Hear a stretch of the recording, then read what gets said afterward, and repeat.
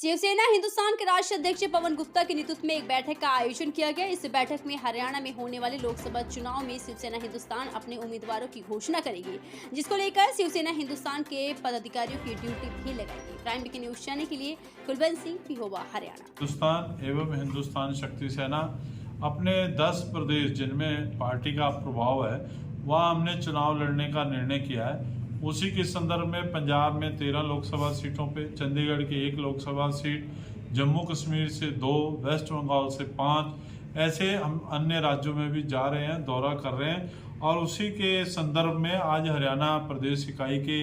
वरिष्ठ नेताओं की मीटिंग कुरुक्षेत्र में आयोजित की गई, जिसमें पार्टी के जो बहुत ही वरिष्ठ नेता थे उनकी बैठक हुई है आज कुरुक्षेत्र में, जिसमें हमारी पार्टी के राष्ट्रीय सलाहकार हेमराज गोयल जी, श्रीमती स्वराज गुमन भाटिया जी, हिंदुस्तान महिला इकाई के उत्तर भारत की अध्यक्षा और प्रदेश अध्यक्ष हरियाणा इकाई के श्री जगीर मोर जी और हमारे नव नियुक्त प्रदेश सदस्य अखिल कुमार जी और हमारे पेवा के नगर अध्यक्ष संदीप गोयल जी, उपाध्यक्ष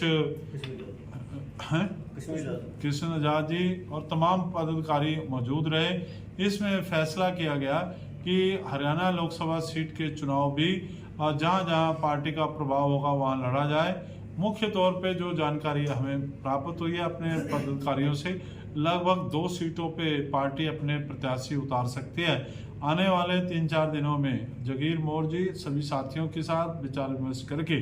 वो जो 2 लोकसभा सीटें होंगी हरियाणा की, उनके संभावित प्रत्याशियों के नाम पार्टी के मुख्य राष्ट्रीय कार्यालय में भेजेंगे और पार्टी लगभग 2 लोकसभा सीटों पे चुनाव लड़ेगी। और आज की बैठक में यही निर्णय हुआ कि लगभग 2 लोकसभा सीटों पे चुनाव लड़ा जाएगा। तो मेन मुद्दे क्या रहेंगे जी आपके?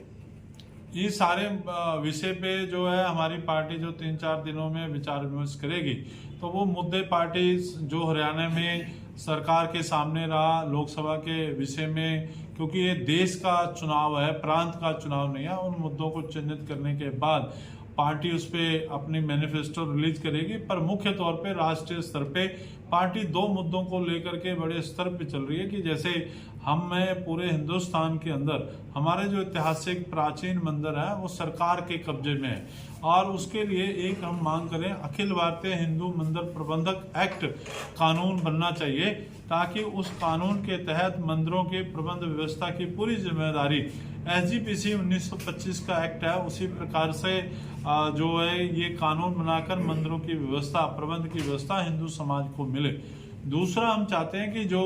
इसमें इंटरव्यू, नौकरी देने के लिए इंटरव्यू की प्रक्रिया होती है जिसमें सिफारिश चलती है, हम चाहते हैं कि वो जो सर्टिफिकेट है, आपने जो एजुकेशन लिया, जो सर्टिफिकेट है उसके मेरिट पे ही नौकरी मिलनी चाहिए, उसमें इंटरव्यूज की कोई भी जरूरत नहीं होनी चाहिए। क्योंकि इंटरव्यू के नाम पे नौजवानों को यूनिवर्सिटी, विश्वविद्यालय से निकलने पर बेरोजगारी का सामना करना